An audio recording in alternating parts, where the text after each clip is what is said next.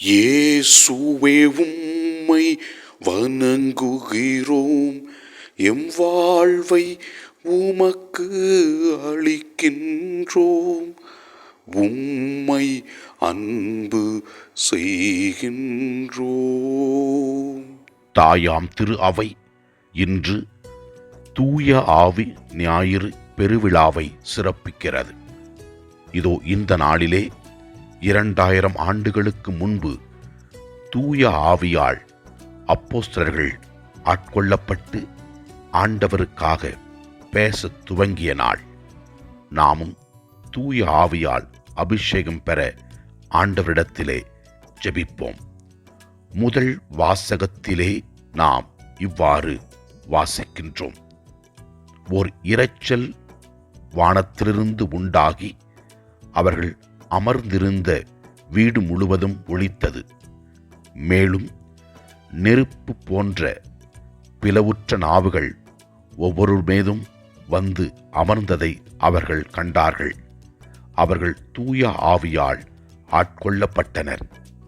தூய ஆவியின் தூண்டுதலால் அவர்கள் ஒவ்வொருவரும் வெவ்வேறான மொழிகளில் பேசத் துவங்கினர் என்று முதல் வாசகம் கூறுகிறது.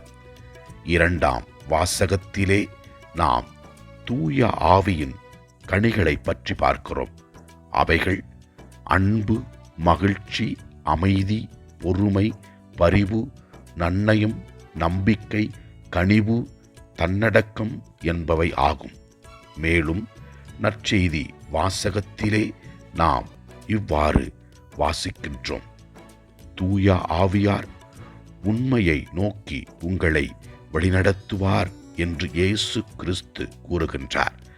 மேலும் அவர் இவ்வாறு கூறுகிறார், தூய ஆவியார் வரும்பொழுது என்னை பற்றி சான்று நீங்கள் உலகம் முழுவதும் சென்று பகர்வீர்கள் என்று கூறுகிறார். தூய ஆவியை பெற்றுக்கொண்ட அப்போஸ்தலர்கள் இயேசுவின் உண்மையான சாட்சிகளாக வாழ்ந்தார்கள். நாமும் தூய ஆவியின் கொடைகளாகிய ஞானத்தையும் அறிவையும் நம்பிக்கையும் பிணித்திருக்கின்ற ஆற்றலையும் வல்ல செயல்கள் செய்கின்ற ஆற்றலையும் பெற்று இயேசுவிற்காக சாட்சிய வாழ்வு வாழ்வோம். நம் குடும்பத்தில் அற்புதங்களும் அதிசயங்களும் நடக்கும்.